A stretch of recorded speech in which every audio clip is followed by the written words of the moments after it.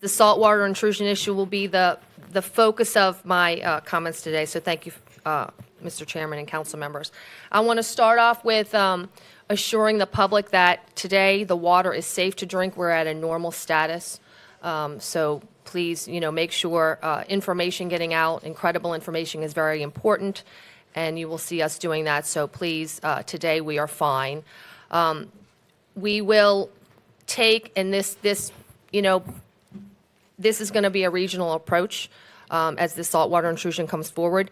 Right now, we're assisting Plaquemines Parish with providing them with 100,000 gallons a day, and we are able to ramp up and give them more when they need that. And they're doing some construction on their side to be able to accept more of our water. Plaquemines will be using that water, probably along with barging ability, to blend the water or dilute the water to get it to a level that is drinkable. I want to just start off by saying also Grand Isle will not be a concern for us. We will be able to turn on the pipes at Lafourche, and then certainly we're ready to help Gretna. But our attention has been focused with our teams. We have been working nonstop, probably since last week, our emergency operations, our public works and waters team, engineering, our public health teams, as well as our information office. So I will let you know that I signed an emergency declaration on September 19th, and our EOC is activated at a level 3, partial activation for our crisis action team. So let's go back and just understand, for those who are just getting apprised of this issue, and I need everybody to really pay attention to this issue because information will be changing a lot over the next couple weeks. What brought us here? We have had drought conditions throughout the Mississippi River Valley, which has created a very low flow in the Mississippi River. Obviously, a drought is caused by low rainfall and high weather conditions. For reference, in Jefferson Parish, it has been a hot summer and a hot year. We have broken the daily high record in Jefferson Parish 40 times this year. 40 times we've broken the daily high record, 20 of those being in August, and set an all-time high record of 105 degrees on August 27th. The last record that we broke was in 1980, 102 degrees. So it's very, very hot. The saltwater intrusion is making its way up from the Gulf of Mexico. This is problematic, and we will get into more detail because the saltwater concentration means that we won't be able to drink the water, and also because saltwater brings a risk of corrosion to pipes, appliances, machinery, and that sort of thing. So we expect it to arrive in Jefferson Parish in about 4 weeks, and I'll give you the projected time changes, but the National Weather Service says in the next couple weeks we don't expect a lot of rainfall, maybe 2 to 4 inches, but they do say overall this winter will be a little bit wetter than average, so that will be good for us. No help in the next couple weeks, but perhaps in the winter we will have a little bit more rainfall. But go back. Basically, the salt water is denser than the fresh water. The river is too low. It has a low flow, and it doesn't have a strong enough flow to keep the Gulf of Mexico from creeping up north. So you will see, you just need to look at a map and follow the Mississippi upwards north, and you're going to see the communities in the parishes that are going to be affected by that. Just look at the river. The Corps of Engineers installed a sill in January at River Mile 64 to slow this down. I think just 2 days ago, they began augmenting this sill to bring it even higher to a negative 30 depth level. This is anticipated to be a 24-day construction that will buy us another 10 to 14 days. So obviously, this fight every day is very critical, so we're very appreciative of those efforts. Let me move down to what your Jefferson Parish Water Department looks like so people can understand it. It's important as we move on in the next few weeks that every household in Jefferson Parish understands their water intake. And though we are really want to make sure that information gets out as we approach this, people's information in the parish is going to be different depending on where their water comes from.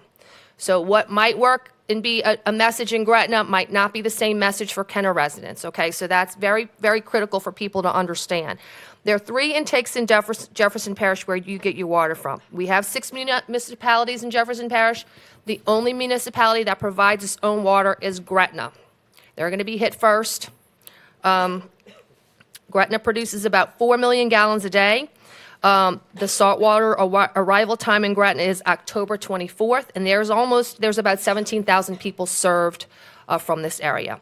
Second is the West Jefferson intake. This is for people on the West Bank. This serves about 30 million gallons a day, and it will arrive there on October 25th. Again, these dates are changing, could change.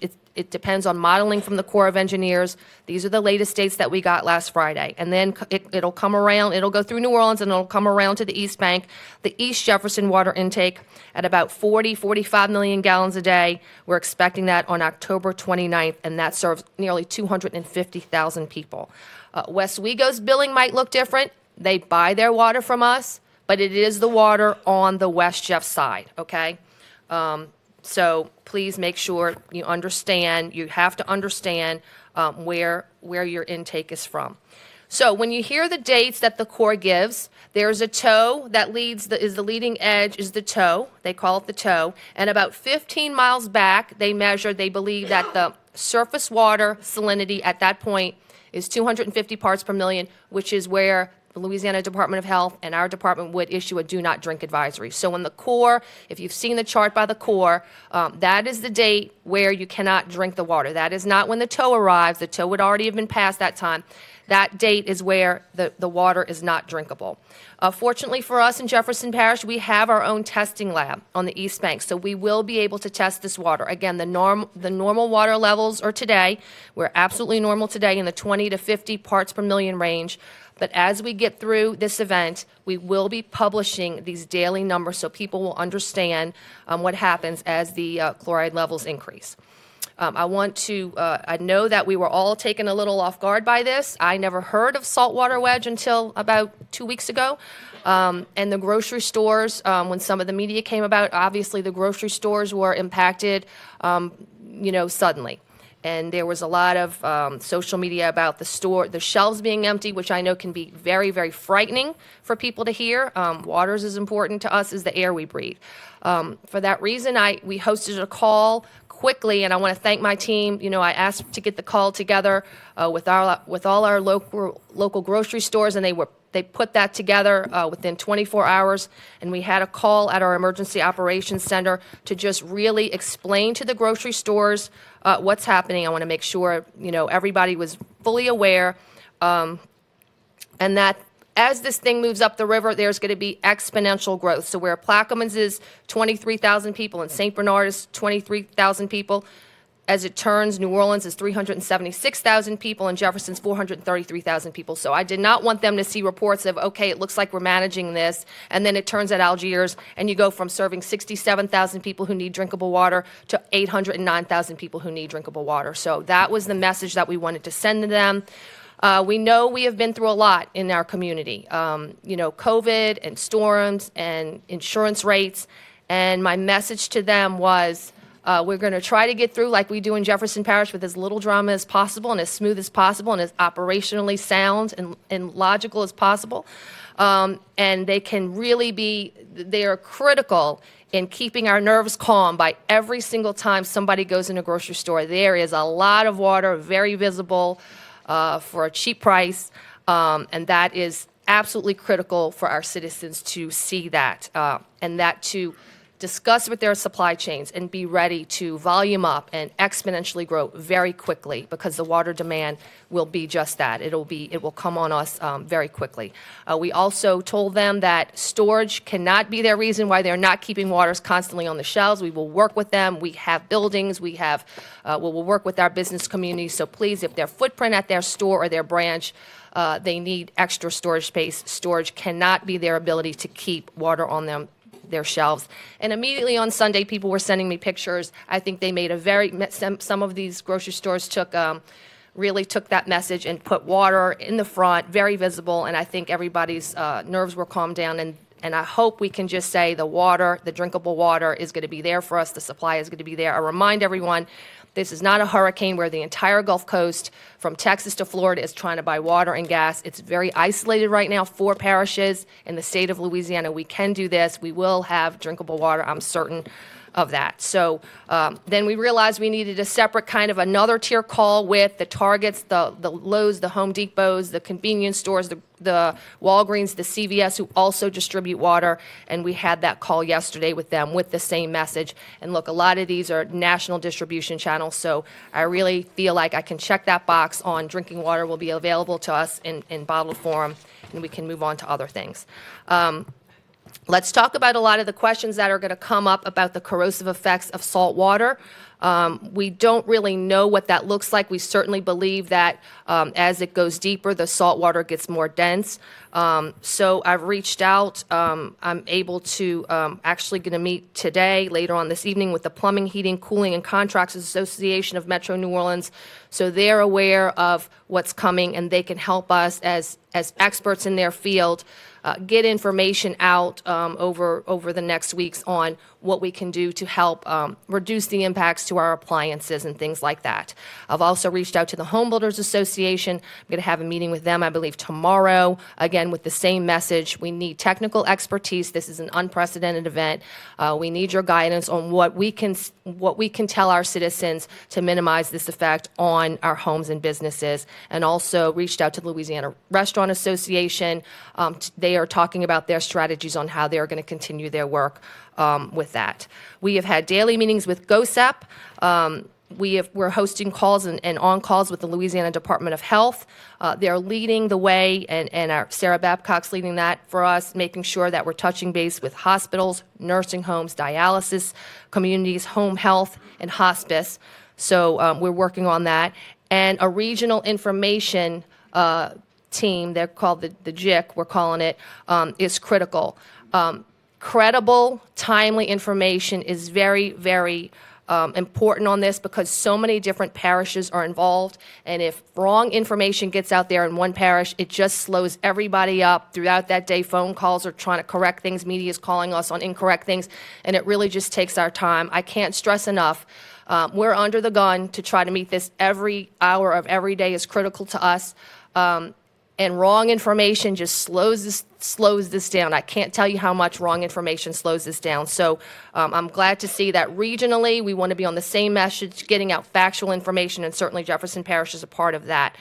We've identified the vulnerable populations through the Louisiana Department of Health, which will be people on low-sodium diets, pregnant women, infants, people with liver, kidney, cardiovascular disease, and those on dialysis. So the message will be getting out from a medical point of view. But they have already identified those populations. And then we are going to set up a meeting, I think, Friday with the faith-based and other community partners to discuss communication strategies, and if we get to the point of also potential water distribution sites. But I do believe the majority of people are just going to be able to change their buying habits and start buying their when they go to the grocery or they go to the drugstore, they're going to be buying their water there. But certainly we know we have people who this will affect their budgets, and that won't be as easy as those people. So our concentration on water distribution will probably be to those folks. Let's talk about solutions. You've heard about the sill, and that the sill is being augmented now, which will slow the flow to us, again, by 10 to 14 days. You're hearing about reverse osmosis machines. We will be purchasing some of those, but they will not. And then you've heard of barging, where the Corps is going to bring in barges. And again, this is the notion that you're going to bring in fresh water from upstream and be able to mix it with your water treatment plant and get the salinity levels down to a drinkable state. Many of these solutions are just not available to us in Jefferson Parish. We produce 70 million gallons a day. And so if an osmosis machine only is able to produce 320,000 gallons a day, these are not solutions that are available to us. So I want to assure you, and I want to thank Mark leading the effort, who has been working nonstop. And I've tried not to bother him. I said, let's leave. Let's just look at every creative way possible, engineering-wise, to minimize these impacts. We're getting close to narrowing on some options, and we will give you that more information, but we're working closely with our other parish partners and GOSEP and the Corps, but they're looking at every alternative possible, but we're not really at that stage now, but we're getting close, so stay tuned for us, but we are looking at every way exploring every possibility to minimize the impacts of us, because really this does affect, all of us in every single building. So we understand the challenges that we have, and trust me, no stone is being unturned with his team. So I want to conclude by saying this is not like a hurricane where sometimes we get 120 hours to prepare. We have time to prepare. Again, I'm not concerned about the water drinking supply. I believe our partners, and thanks for them and their receptiveness to our message. Drinking water will be readily available. Our efforts are going to turn now to the long-term effects of salt water here. And I want to thank our team. We've been through a lot, but I wouldn't go into battle with anybody else. To everybody who's been working this nonstop with me personally for nearly 2 weeks now, I want to thank them. And we're going to be very, very, as soon as information is ready to go out, we will get that out and ask for your help to get that out as well, because we know on your social media channels, all of you have a lot of reach, and we want to, when information is ready to go out, we want it to get out widespread. But we certainly ask that social media sometimes can put us down wrong avenues, and that really does draw away time from everyone working together to help solve this problem. We have on the Jefferson Parish page, jeffparish.net, we have a saltwater intrusion banner up now that will pop you to the GoSep page with a lot of links, and I urge everyone to get onto JP Alert to 888-777 or JP Noticias to 888-777. But that concludes my remarks. We're certainly here. Our team is here if anybody has any questions of us.